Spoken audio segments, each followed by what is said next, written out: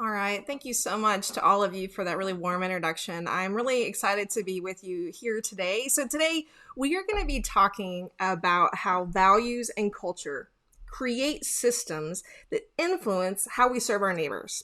And so, my goal is for you to increase awareness and leave with actionable tools and strategies that you can employ to influence meaningful change. And so I am like many of you. I live in Texas. Whoops, I skipped forward a little bit there. I live in a small town, actually the same town as Mequetta. It's a town called Orange, Texas. And I grew up here and was gone for 21 years and just moved back. And so I'm enjoying really reconnecting with my Texas roots here.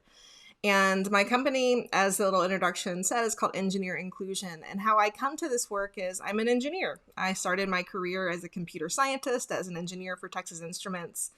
And then I decided that I wanted to do work that changed the culture and the environment of engineering so that everybody, that all women, people of color, people with disabilities, all intersections of identity can find belonging, that they can feel valued and affirmed and really succeed within science, technology, engineering, and math pathways. And that has expanded my career over the last decade after my doctoral work to really focus on just how do we facilitate inclusion and belonging. And so what I hope that you'll be able to do with me today is to engage. I've got some different Slido polls. So if you are new to Slido, that's okay. We're going to be able to learn it together. And so I want to encourage you, there are a couple of ways that you can access Slido. So you can use your camera or your smartphone to scan the QR code, or you can access it from your browser. Depending on your computer setup, it could be different and easier and one way or the other. And so I want to hear a little bit from you about who you are and what brings you here today. And so you can use your smartphone with the camera, just like we've been doing at restaurants for the last couple of years, hover over that and let me know a little bit about you. And so as you're doing that, I want to situate what we're going to be talking about. So as I said, we're going to be talking about values, we're going to be talking about culture and how those become systems. And I'm going to help us really think about how do we understand the systems that are in play at our company, the systems that are at play that affect the people that we serve. And so one of the most helpful things to think about when we begin to think about any kind of big topics around diversity, equity, and inclusion is to really reflect on what it is that we can control, what it is that we can influence, and then keeping in mind those areas where we are concerned, but we don't have any influence or control. But I really want us to focus on when we're walking through this activity, we've got lots of actions, and I hope that you'll download the resource on my website because it's got all of the actions that I'm going to give you today and some tools to take notes if you want as well. But what I want is for you to be able to leave today with those actions. And so keeping in mind, what is it that you can control? Where can you influence?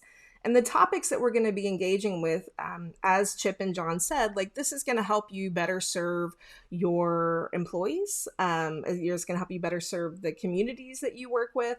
And it's going to give us a better understanding of how we can create equitable and inclusive environments for all people around us. So I'm so grateful for those of you who have chimed in here. This was really just a warm up to get us practicing with this. If you don't have a chance to place your comments here, you can do it in the chat as we move on. And so, as I said, thinking about what it is that you can control and influence, that's where we're really going to make progress today. So let's start talking about what are values. So I want you to think for a second, not your personal values, but like what are values in general? When the question of values comes up, and both John and Chip mentioned your values for the company, and Mequetta showed those and her little video there as well. But when we think about values, what does that mean to you? Like where do values come from? What are values? How are they formed? When you think about the values that you have at Endeavors, do you know where those came from, right? Like how do we decide what our values are? So think about that for a second. So somebody said a value is having integrity. That is absolutely a core value for many of us and one of the values for your organization. So values are the lens through which you make decisions, right? So they're kind of the Somebody said a moral, ethical, spiritual standard to live by. Right. So these are great definitions. So they're the standard that you live by. In some ways, they kind of become goals for how we operate. All right, values are a shared set of priorities and beliefs about what a society and organization should pursue. Excellent. Wow, y'all really have this.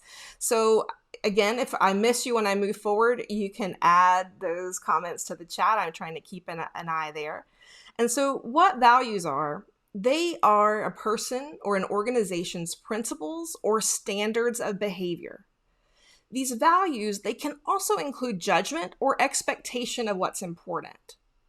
And so how we begin to think on and reflect on what our values are, we can ask ourselves some questions. We can ask ourselves things like, how do we think things should, I'm using air quotes here, how do we think things should be in the world? How should people act in certain circumstances? And then think about, like, where do those shoulds come from? Where do they originate from and why? And when you're thinking about your values, you can ask questions like, what are the most important aspects of life to you?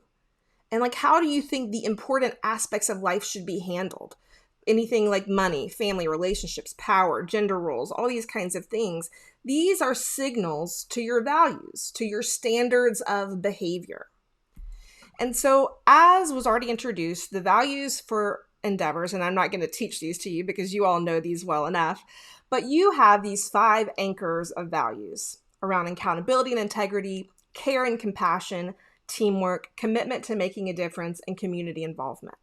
So I'm curious, again, this is an anonymous poll, but I'm curious, which of the endeavors' core values is most important to you? So this is a poll where it's a multiple choice. So just take a second and let me know which of the endeavors poll core values is most important to you. If you have a why, add that in the chat.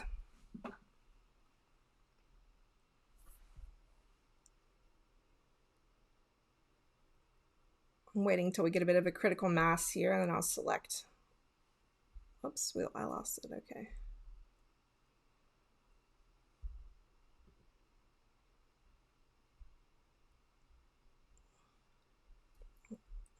All right, so we've got most accountability and integrity, commitment to making a difference, care and compassion. So I can see that there's definitely a predominance around how people think, the core values are most important. And I know it's so hard to pick the most important.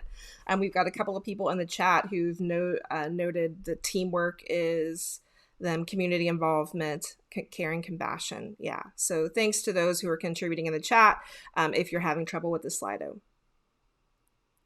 All right, so when we think about accountability and integrity, what I want you to do as we go through the next set of slides and through the rest of the hour, I want you to think about when you relate Endeavor's core value, the one that's most important to you, see how it is connected to the concepts that we're going to be talking about today, all right? Now, when we think about values as a person, there are lots of different values that we can have.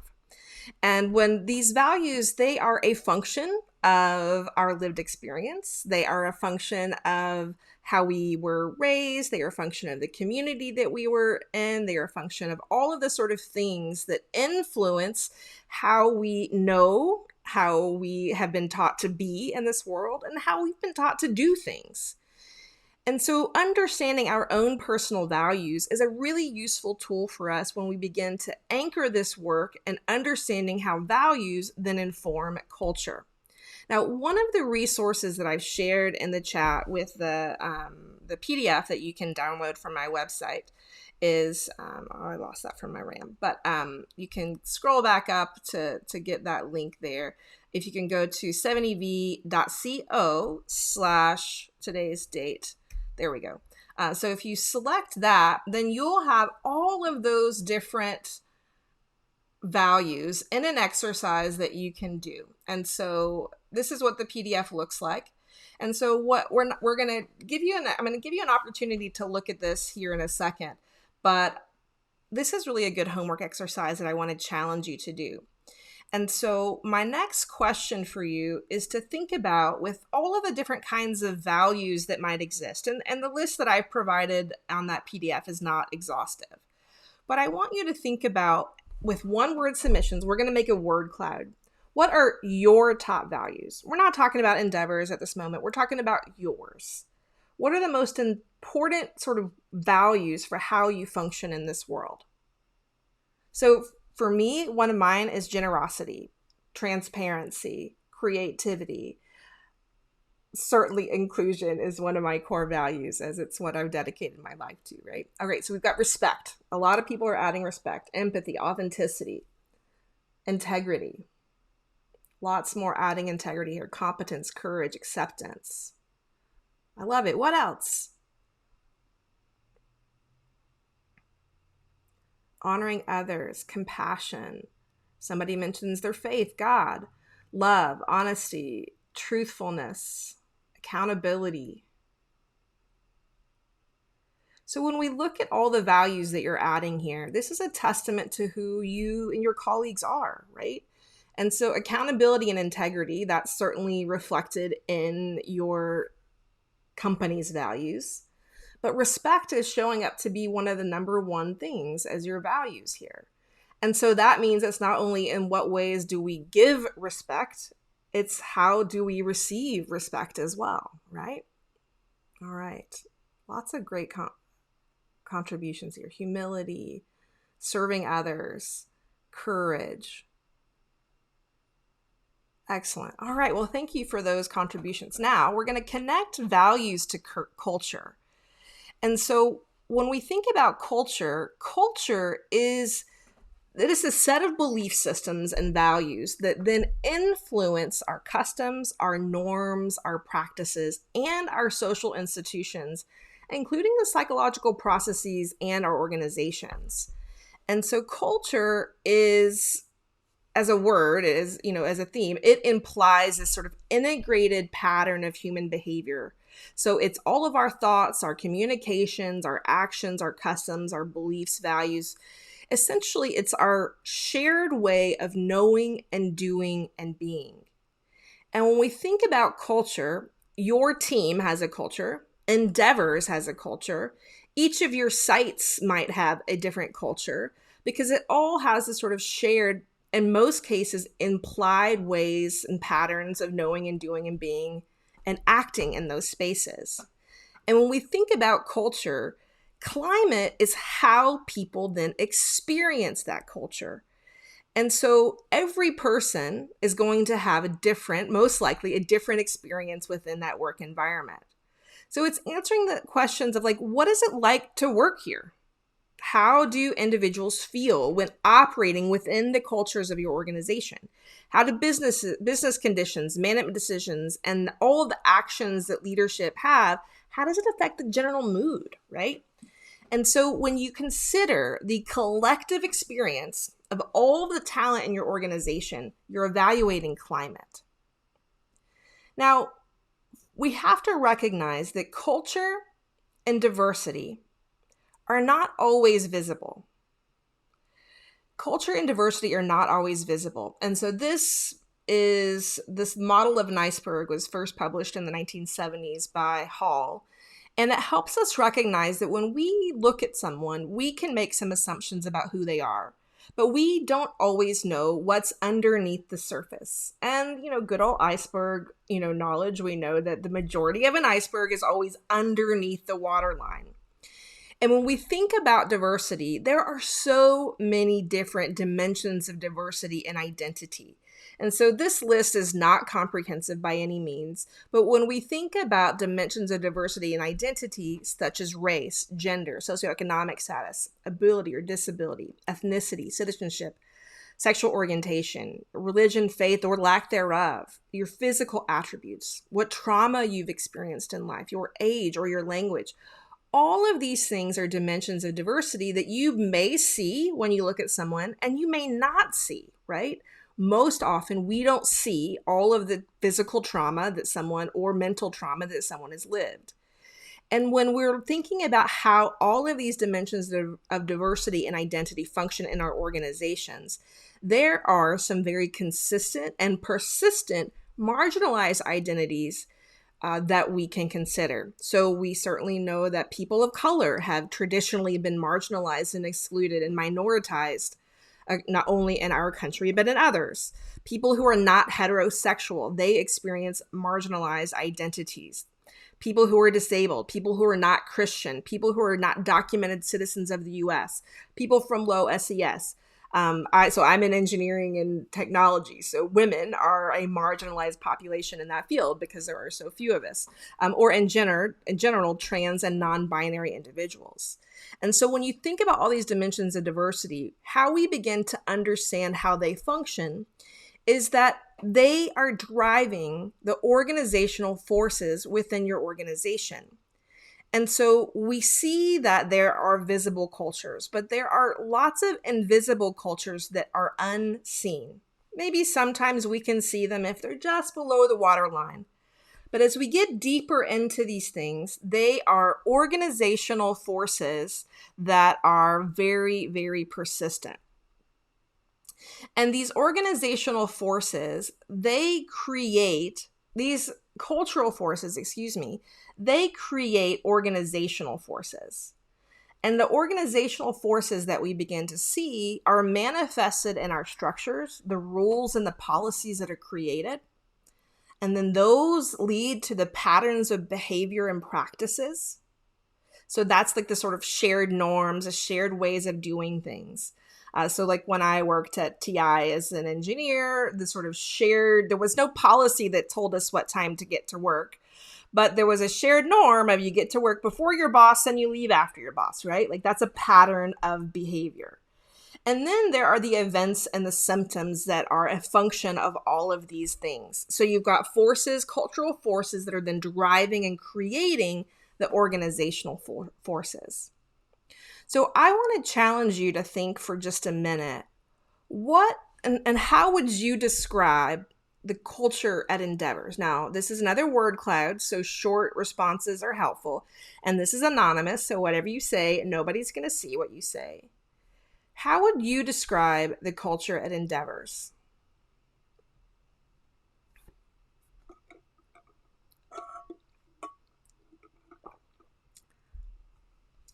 Inclusive, helpful. What else? Diverse, empathetic, inconsistent. All right, so that's our first varying opinion here. What else?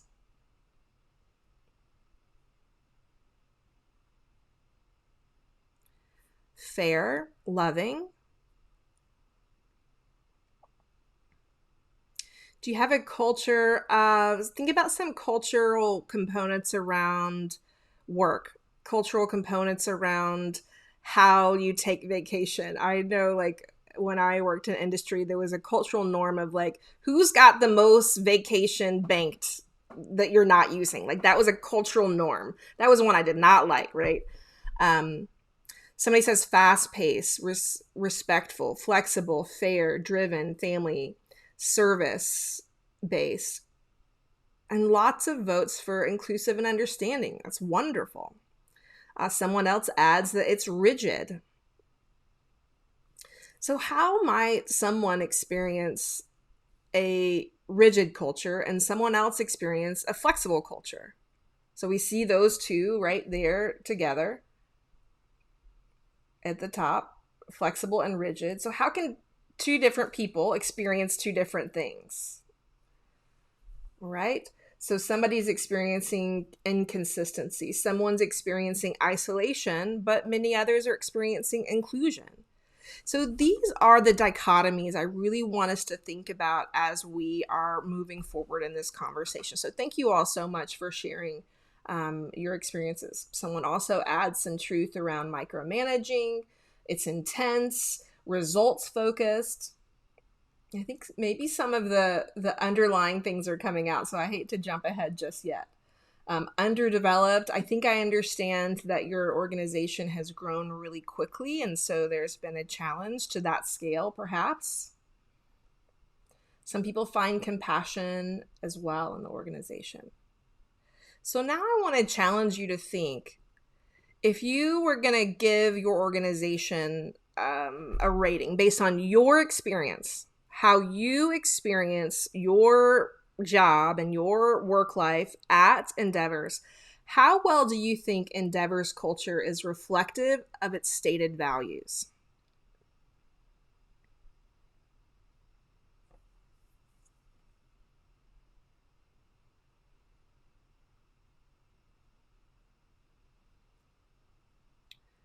Right, so we've got certainly a distribution here where we're landing around 3 and 4. Looks like we're tipping back towards the sort of middle here.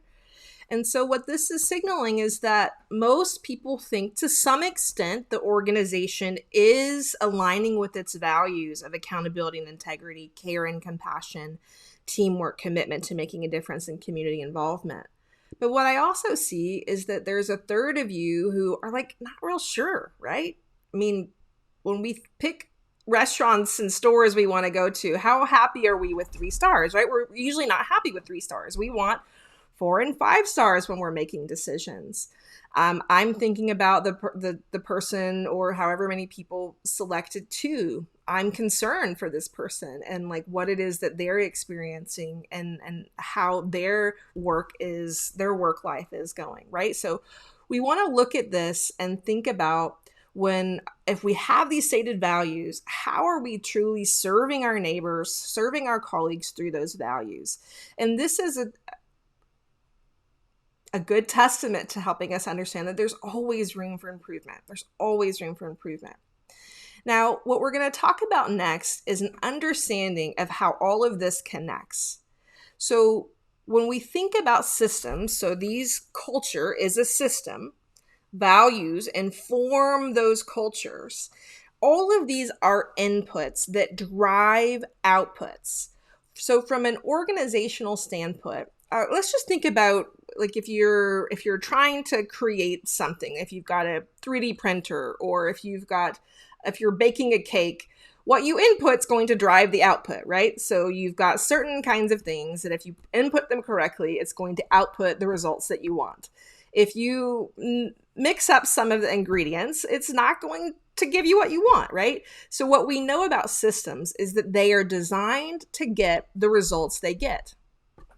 And so we know that input drives output.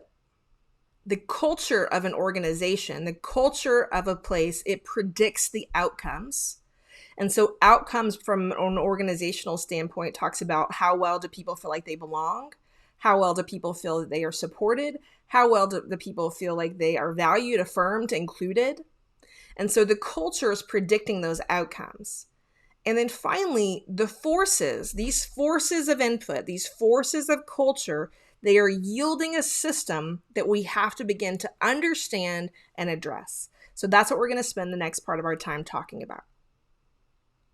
So first, we're going to do a couple of definitions. And so all of the definitions that I have on the slide deck are on my website in the glossary. And so the first thing we're going to talk about are systems of a disadvantage versus systems of advantage. Now, oppression, it is a combination of prejudice and power, and it creates a system that discriminates against some groups and it benefits others. So examples of these oppressive systems include racism, sexism, heterosexism, ableism, classism, ageism, anti-Semitism, just to name a few of the isms. And not all systems of oppression even have words that describe the isms. And so why this is important is that these systems, they enable dominant groups, so groups who have traditionally had power, to exert control over non-dominant groups by limiting their rights, their freedom, and their access to basic resources such as healthcare, education, employment, and housing. And there are 4 types of oppression, and we're going to learn these today: ideological, interpersonal, institutional, and internalized. Now, these systems, they overlap and they interact, and they are designed by people and upheld by people. Now, we can't talk about systems of disadvantage without also talking about systems of advantage. So the opposite of oppression is privilege. So privilege, it is a special right, an advantage, or an immunity It's granted or available only to a particular person or group. And it is characteristically invisible to people who have it.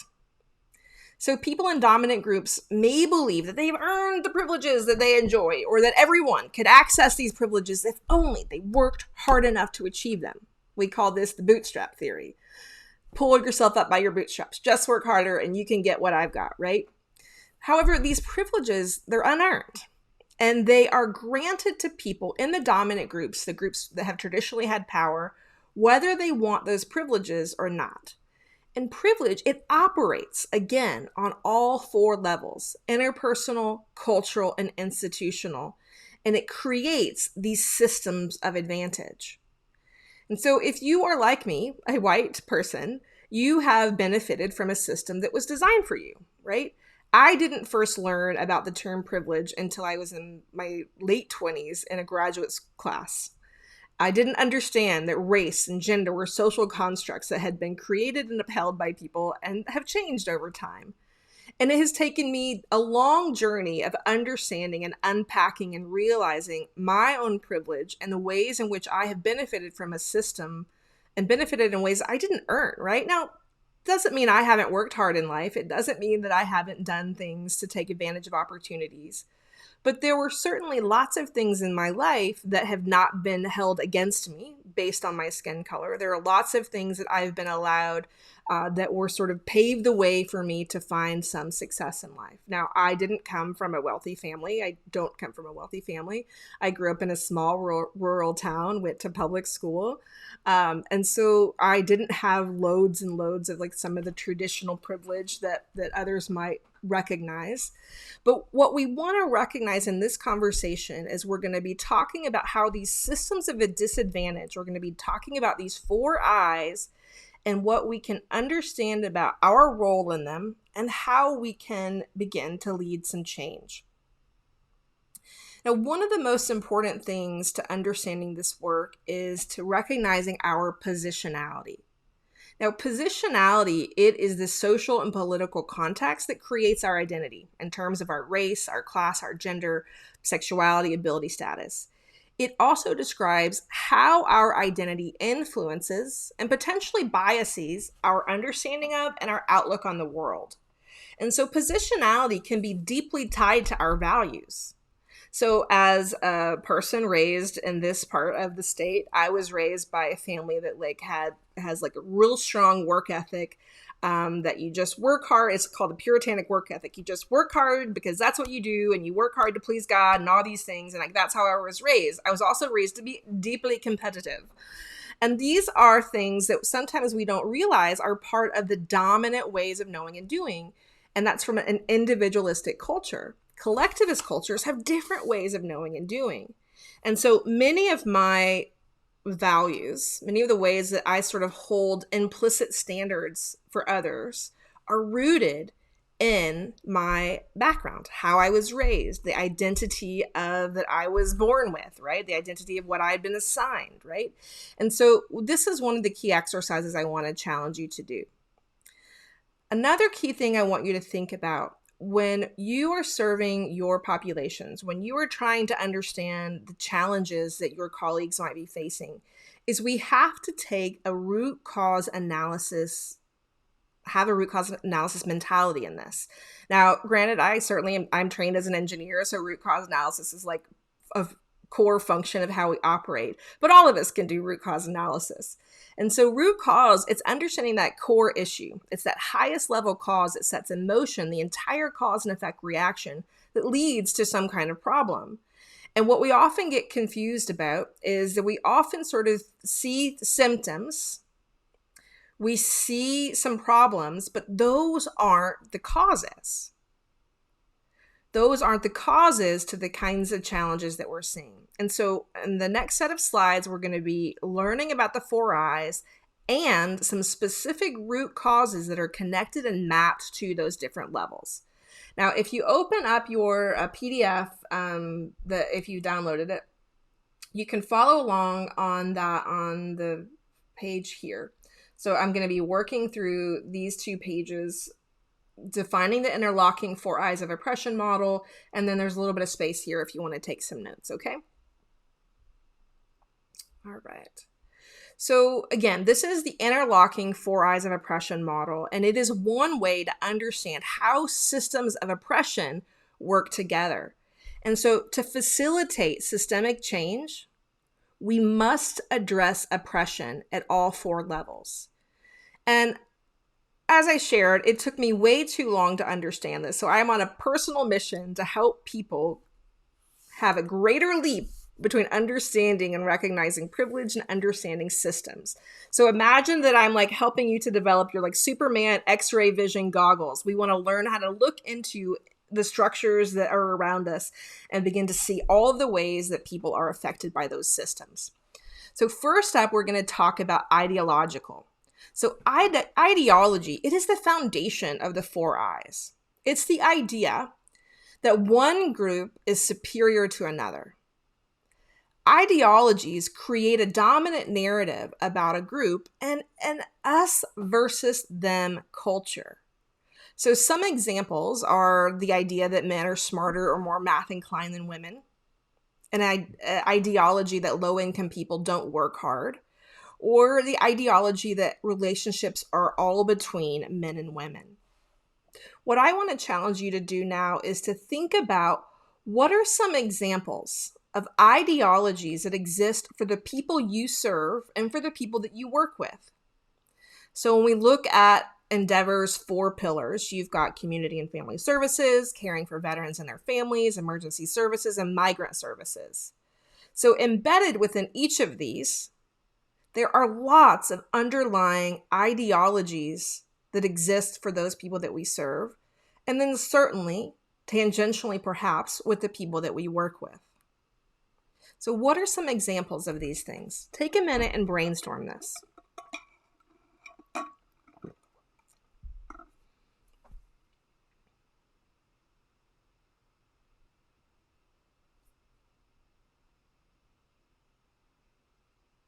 What are some examples of ideologies that exist for the people you serve and for the people you work with?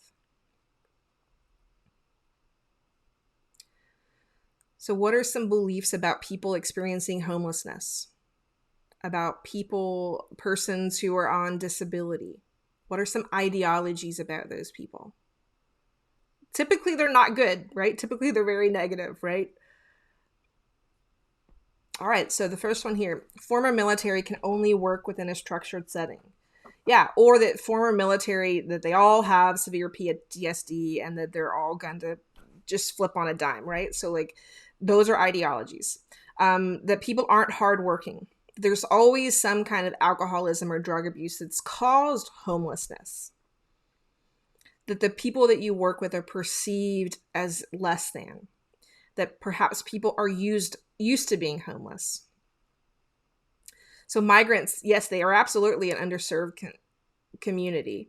And so migrants have tons of ideologies that are tied to them, right? The belief that, they're coming here to take something from us, which isn't true, right? They're most often coming because they need a safe place to live, right? So that people are entitled, that they just need to get a job and work harder. Children coming across are all gang. Like, these are deep ideologies. And so whether you believe these things or not, we know that these are beliefs within the culture that we live in, and we're all swimming in this stuff, folks. So these beliefs are insidious to how we're functioning. The immigrants aren't hardworking to get here or once they get here. I don't know about you, but every immigrant I've ever met is super, super hardworking.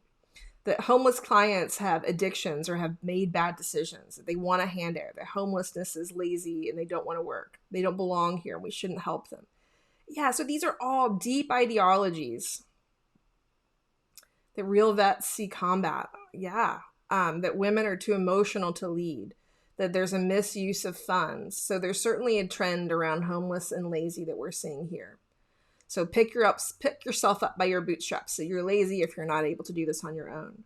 So as you can tell, there are so many different ideologies that are rooted in our work. And so our challenge as people who strive to be inclusive leaders, strive to be inclusive practitioners, strive to be people who are just kind, empathetic, accountable people of integrity, is that we want to make sure that we're never leaning on these things, that we're never perpetuating these ideologies and how we interact with one another.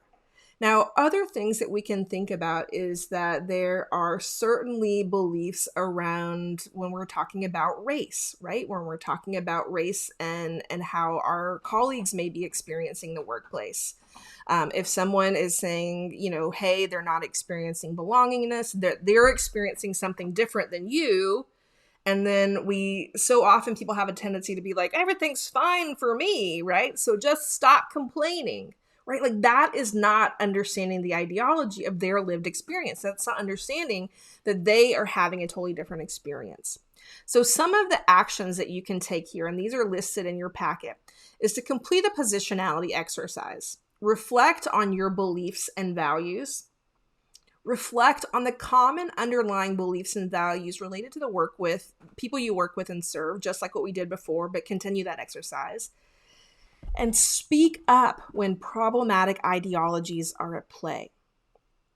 So next, we're going to talk about interpersonal. So interpersonal interactions are how ideologies play out in our daily interactions, including bias, micromessages, perpetuating or not interrupting stereotypes, discrimination, prejudice, or not recognizing power and privilege, either intentionally or unintentionally.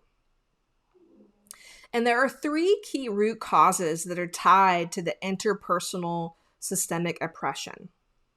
And so the first is bias. Now, I think that you all have already had a training on bias, or you're going to have one next week. So I'm not going to go super deep into this. But bias is a prejudice in favor of or against one thing, person, or group compared with another, usually in a way that's considered unfair. And so based on all of those things that you all listed as those ideologies, we can easily see how those ideologies can become biases, prejudices, and stereotypes. And when we think about bias, there is explicit bias and implicit bias. And explicit bias, hopefully this is not something that you all are facing, but we certainly know that it exists. But that is when you are making decisions, that you have attitudes or stereotypes that change how you understand and connect with others based on a conscious manner. Like you're making an active choice to engage a biased belief. Whereas implicit, that is the unconscious manner of these things. So my next question for you is, in what ways can values manifest as biases at endeavors? So working hard, right? So that's an example. So I certainly want you to contribute. I'm going to kind of prime the pump here. So the belief around working hard is something that can become a bias if we don't think people are working as hard as we perceive that they should. What else? What other values can manifest as biases? Working harder for promotions, credibility, and funding. I think about funding too. Like, so, when we think about funding organizations as a whole, like there's traditionally lots of bias within who gets the money, because people who get the money are typically the people who've already gotten the money. And so there then is a layered belief of like whoever gets the funding is most important, but then the system's stacked against those people around who's getting money, right? A white savior complex. So a white savior complex is this belief that I need to come in and fix and save and help all of the people who are less fortunate. And so when we do that, that means that we're stepping in a way that's not allowing the people that we are serving to have voice. They have a voice. We are silencing their voice in those processes. And we come up with this belief that we think we can come in and fix everything. And this is deeply problematic. Integrity of hiring practices, viewing accountability as a lack of compassion. Leadership says that we're here to serve and be the same as us, but they have designated parking. All right. So like that somebody's being really specific here. Like if we're all equals, to what extent are we equals? Are we equal in all things, or are we equal in some things? The speakers that are brought into us to present to us may be a person of color. Okay. And admittedly, I told your team today, like I was deeply worried about being a white person talking to you in the sort of brand of this month. And they assured me that this is what they wanted. And it was really important to them. And so we have to be really thoughtful to how people are being selected and what's the signal that it sends. Somebody says working late, long hours means that you value your job more than those that have set boundaries in time management. Wrong values, my way, for me, by me. All right. Okay, so you can see that these values, that many values can manifest in different kinds of things. Now, another thing that you can think about, and we're not going to dive really deep, is that making sure that people have effective role models and mentors. You can learn more about this on my website, but this is one of the root causes that's related to those interpersonal. In what ways are we connecting with people and helping to support them? And the other is effective feedback. And so again, I've got lots of resources on feedback, a tool for how to plan your feedback by prioritizing inclusion. It's again, resourced on the website. So let's now talk about the actions here. How do we want to learn about how prejudice, stereotypes, and bias work in the brain. We want to learn how to give inclusive feedback, and we want to help others connect with effective role models and mentors. So let's dive into the next section. This is institutional. So institutional oppression, it creates a system of barriers that limits people based on their gender, their race, sexuality, their socioeconomic status, religion, nationality, ability, and many other dimensions of identity. And the barriers can be invisible to those seemingly unaffected by them. And so laws, customs, policies, norms, and practices can systematically reflect and reproduce inequities. So examples here include wage gaps. So that's institutionalized sexism and racism. School to prison pipeline, that's institutionalized racism. Reduce access to high quality education, that's institutionalized classism. And there are lots of ways, those are like sort of big ideas, but institutional can certainly be things that are institutionalized within an organization. That goes down to the culture and the climate, the policies and the procedures. Those are the norms of how we operate. Your marketing decisions, how and to whom you're marketing to. Thinking about intersectionality. Now, I'm going to define this because it's in the zeitgeist and deeply misconstrued typically. And so intersectionality, it is an approach that's largely advanced by women of color that argues that classifications such as gender, race, and class and others can't be examined in isolation. And that there is an interconnected nature of these social categorizations that create overlapping and interdependent systems of discrimination and advantage. And so when we look at all the intersections of identity that we've already talked about, when you are a person of color, and if you are a woman, then you've got overlapping systems that affect your lived experience. And so that's what we want to make sure that we're always paying attention to, that we can't just lump all women, all people of color by those identities, because we can't separate how their lived experiences are different. So again, some actions you can take here to confirm your policies and procedures and norms aren't privileging some groups and disadvantaging others. Learn how to practice stewardship instead of gatekeeping. I've got some resources on my website. Always ensure the stakeholders you're serving are invited to contribute to solutions for them, and conduct root cause analyses. Now, the last one here is the internalized.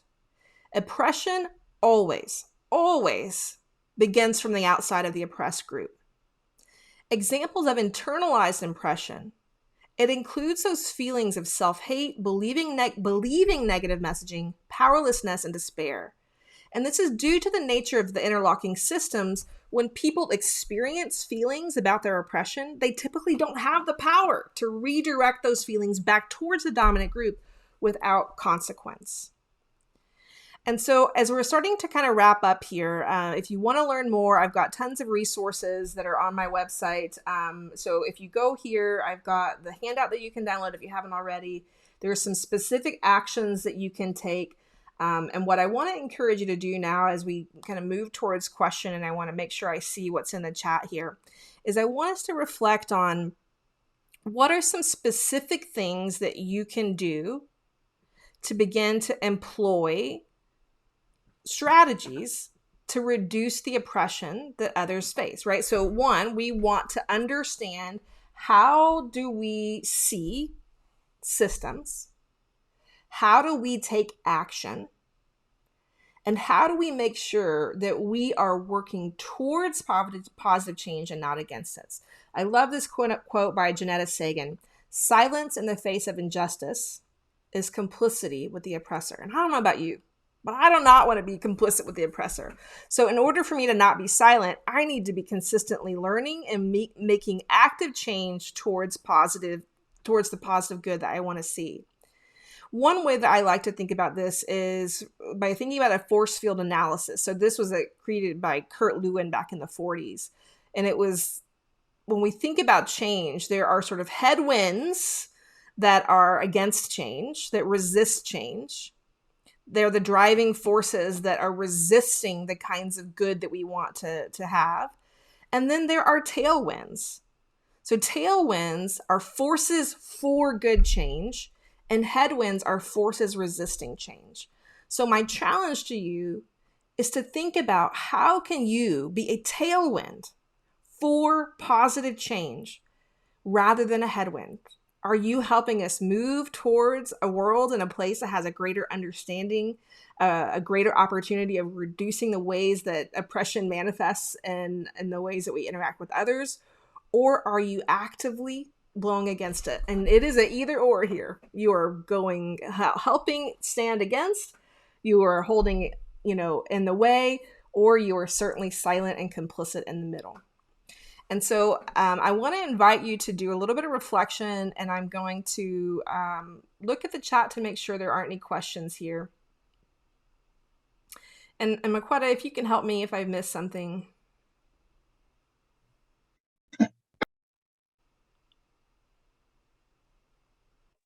No, you haven't, Megan. We do have some comments. Excuse me. We have a couple comments. We have from David Hernandez, one of our senior leaders. He said racial injustice isn't mostly about subconscious impulses. The problem is structural and requires systemic responses. It's a quote from Tim Wise. Exactly. And we have a couple other quotes that a couple other comments. Daniel shared one's own perspective and the situations that they are working through in life can determine the outlook that one may see. Many times a jaded mind cannot see clearly the true blessings and stability at hand. And excuse me, thank you for sharing that, Daniel. So we and I'll share a little bit more after you finish, Megan. But no, other than that, I think everyone was just locked in on the presentation. I do see a question by Rob. So Rob asks, what is the main difference between positionality and intersectionality? And can we see the tree that I showed? Okay, let me go back to the tree. So the difference between positionality and intersectionality is who you are. Positionality is understanding the functions of society, the functions of your lived experience that have created who you are. And so the difference between that and intersectionality is the approach to understanding how the different layers of systemic oppression affect others. So an example for that would be like, I think about my master's graduate program. It was called a Women in Engineering program. They were trying to increase the number of women in engineering. Interestingly enough, though, of the dozen of us that came to the program, only the white women finished. None of the women of color finished, the Black women specifically. Now, those Black women went on to get PhDs from other universities, but there was something about that program that they didn't have what they needed in West Texas, right? And so the challenge for intersectionality is to say, how do we not just serve women, because they were trying to increase the number of women in engineering, but how do we understand the layers of gender and race in this environment, in this community, to better serve them? And if they would have had an intersectional lens, instead of just saying, well, 75% have finished, that's pretty good, instead of disaggregating by the data to say, well, all of the Black women have not finished, what is happening what are the barriers that they're facing, and how do we address that? And so that's the intersectionality, is the experiences of people are different. And if we want to create equity and inclusion, we have to disaggregate the data, disaggregate our observations to understand that those lived experiences are separate. So intersectionality is an understanding of the systems, and positionality is an understanding of self. I just want to say thank you so much for your participation today. Thank you for listening. If you have any questions, you can reach out to me. I do welcome your feedback, and I welcome your thoughts on how I can improve this for other people who are going to be learning in the future. So again, thanks for your time and your efforts. And I hope that you choose to be a tailwind to push change forward. Thank you so much.